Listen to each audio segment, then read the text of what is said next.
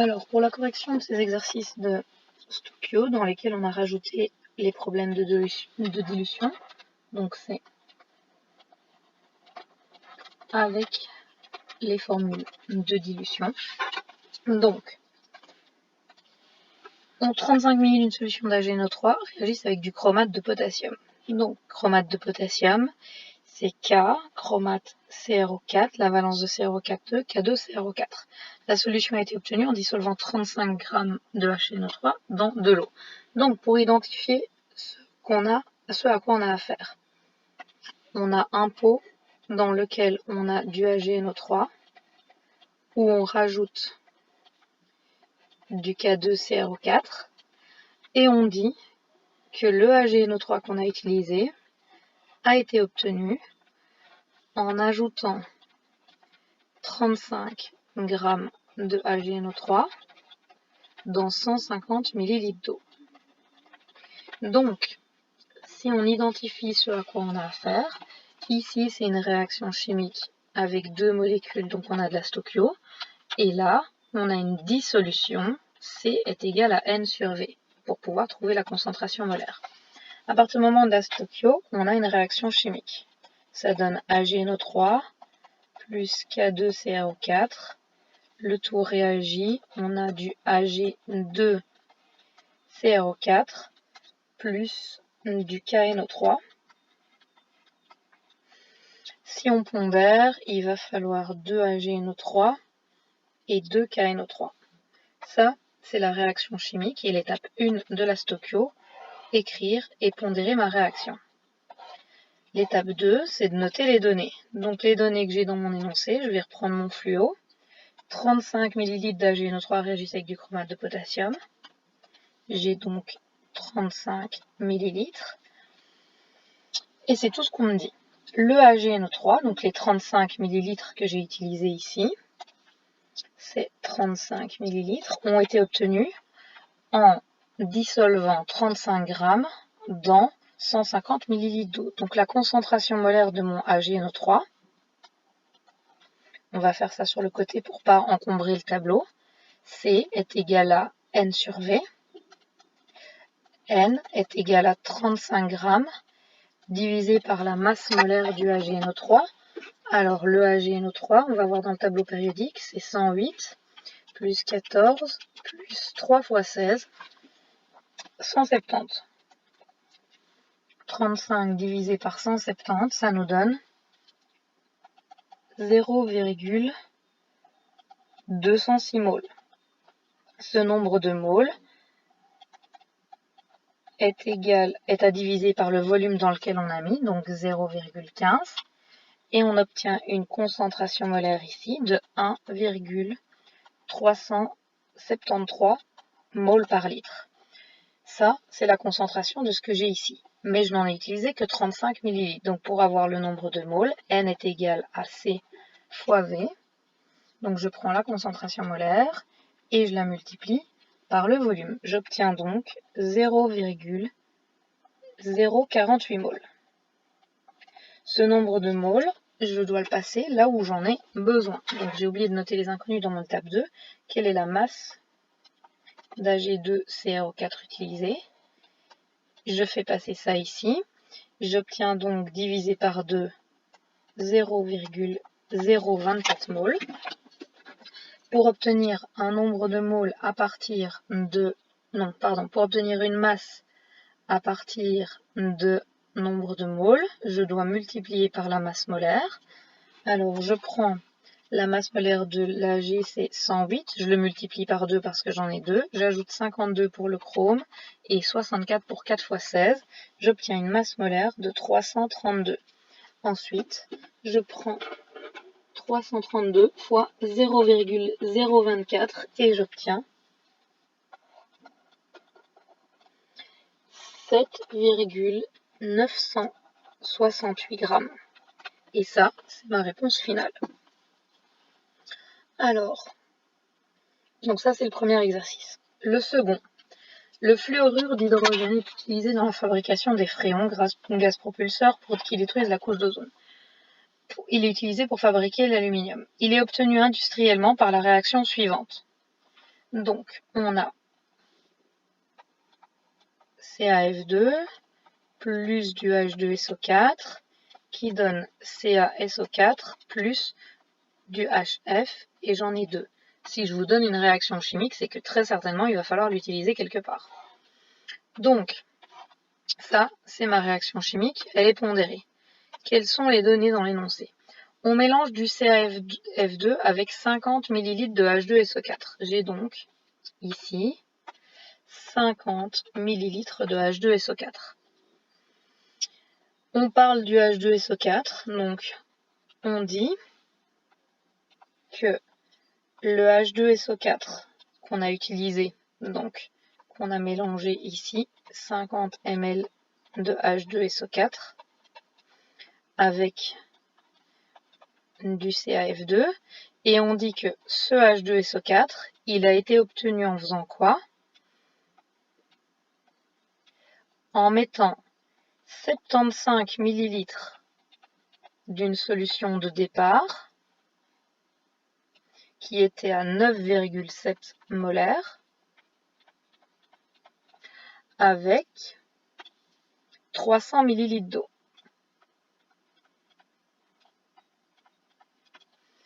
On demande quelle est la masse de HF qu'on obtient et si on a utilisé 78 ml de CaF2, quelle est la concentration molaire?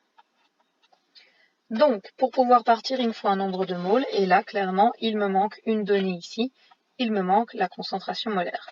Mais je vais pouvoir la trouver. Pourquoi?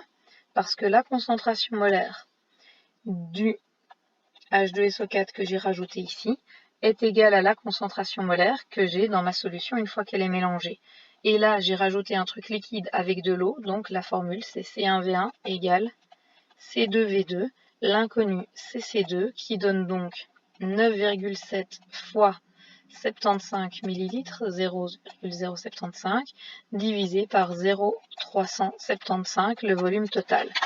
Donc, si vous prenez votre calculette et que vous faites ça, on a 9,7 fois 0,075 divisé par 0,375, 1,94.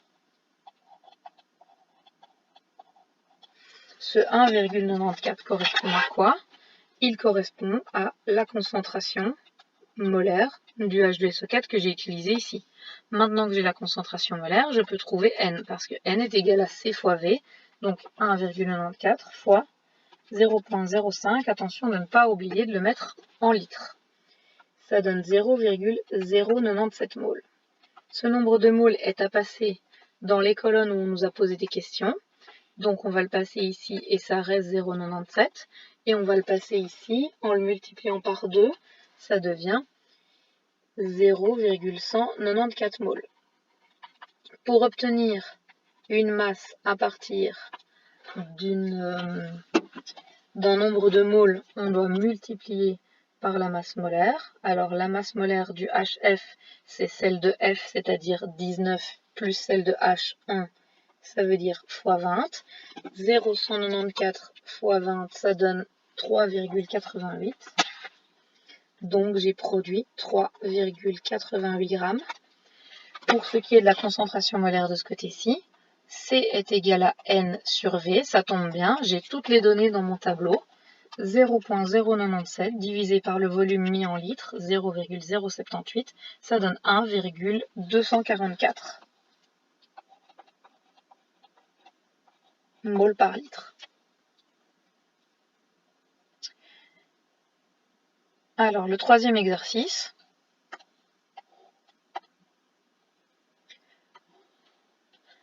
Un bécher contient 45 ml d'une solution de CaOH2 à 10-3 moles par litre.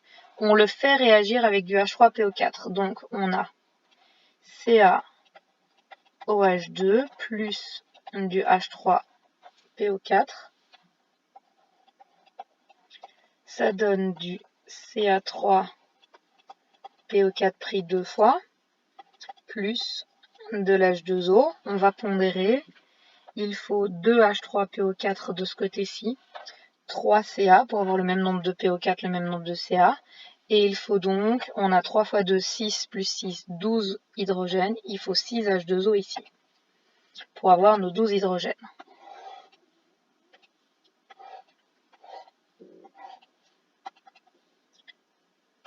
Alors, ça c'est pour l'équation de Stokio. Maintenant, qu'est-ce qu'on sait? On fait réagir 45 ml de concentration 10-3. Donc pour mon CaOH, j'ai 45 ml 10-3 mol par litre, avec une solution de H3PO4 qui est à 10-3 mol par litre. Quel volume de solution d'acide? Alors l'acide c'est bien H3PO4, donc ici on demande le volume qu'on a besoin pour faire dans cette réaction. Et quelle est la concentration en sel dans le mélange final? Donc c'est bien la concentration molaire qu'on demande. Donc ici on demande la concentration. Alors C c'est égal à N sur V, donc de toute façon il nous faut un nombre de moles. Je peux trouver un nombre de moles, pas ici parce que j'ai pas le volume et que c'est ce qu'on me demande. Je peux trouver un nombre de moles dans la première colonne. Je vais faire 10-3 fois le volume en litres. Alors, c'est pour vous faire travailler avec des petits chiffres. 4,5, 10 moins 5 moles par litre. Moles, pardon. Alors, on va passer ici, divisé par 3 fois 2. Ça donne 3 fois 10 moins 1, moins 2, moins 3, moins 4, moins 5 moles. Et on va le passer là, encore divisé par 2. Ça donne 1,5, 10 exposants moins 5 à nouveau. Alors, pour trouver le volume ici, eh bien, on sait que C est égal à N sur V, donc V est égal à N divisé par C. Or, j'ai toutes les données dans mon calcul ici, donc je peux avoir 3 10 moins 5 divisé par 10 moins 3 moles par litre, ça va me donner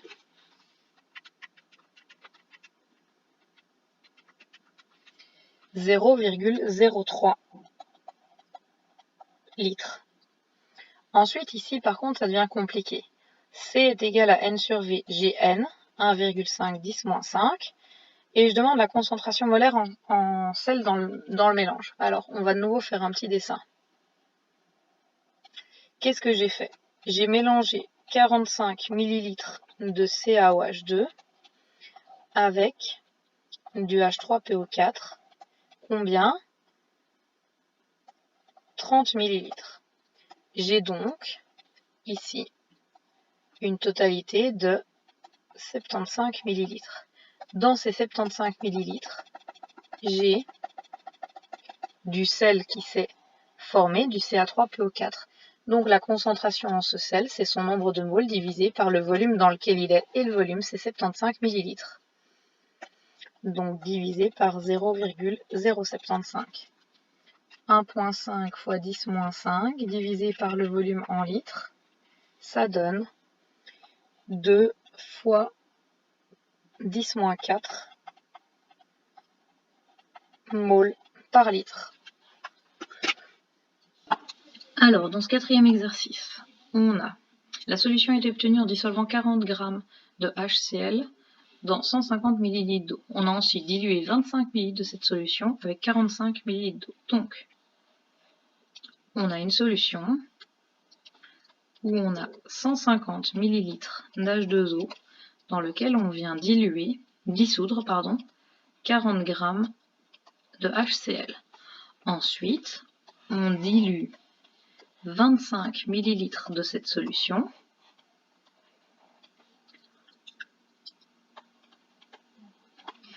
avec 45 ml d'eau.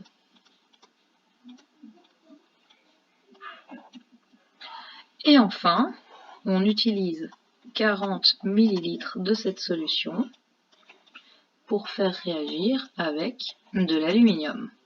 Donc, cette partie-ci, c'est la partie de stoichiométrie avec le tableau de Stokio. Cette partie-ci, on a un solide dans un liquide, donc C est égal à N sur V. Et ici, on a bien un liquide qui réagit avec un autre liquide, enfin avec de l'eau, donc c'est bien une dilution. Donc ici, C va être égal, divisé par 0,15, le nombre de moles, N c'est le nombre de masses 40, divisé par la masse molaire de l'HCl 35 plus 1, 36, donc ça nous fait 1,111 divisé par 0,15 litres, 7,4 moles par litre. Cette concentration ici, si on met des couleurs, la concentration qui est là est la même que C1 qui est ici. Donc C1 est égal à 7,4. Le V1 est égal à 25 ml. V2, c'est la totalité de ce que j'ai ici, c'est-à-dire 45 plus 25 ml. Donc la concentration finale de cette solution est égale à 7,4 fois 0,025 divisé par 0,4550, soit 70, donc 0,070. Donc, d'ailleurs ça fait pas 7,4, ça fait 7,407 pour être exact, fois 0,025 divisé par 0,07, ça donne une concentration finale de 2,646 moles par litre. Et cette concentration-là, une fois qu'on a mélangé avec l'eau, on obtient une concentration ici, et c'est cette concentration-là qu'on a utilisée ici pour faire réagir avec l'aluminium. Donc, dans cette partie-là de la réaction, on a donc HCl plus l'aluminium qui donne AlCl3 plus H2. Si je pondère, il faut 6HCl3, 2 et 2. Ça, c'est mon tableau de Stokio, ma première étape. Ensuite, j'ai la deuxième étape qui est de noter les données. J'ai 40 ml de HCl. J'ai calculé sa concentration, donc c'est du 2,646 moles par litre. Avec de l'aluminium. Et on retourne dans la question. Quelle est la quantité de sel produite et la quantité d'hydrogène? Donc la quantité de sel, on demande une masse. La quantité d'hydrogène, c'est un gaz, donc on demande un volume. Donc avec ces deux, je vais trouver N est égal à C fois V. Attention, il ne faut pas oublier de mettre le volume en litres. Donc 2,646 fois 0,04, ça donne 0,106 moles. Ce 0,106 moles, je vais l'envoyer là, donc je le divise par 6 et je fais fois 2, ça donne 0,035 moles.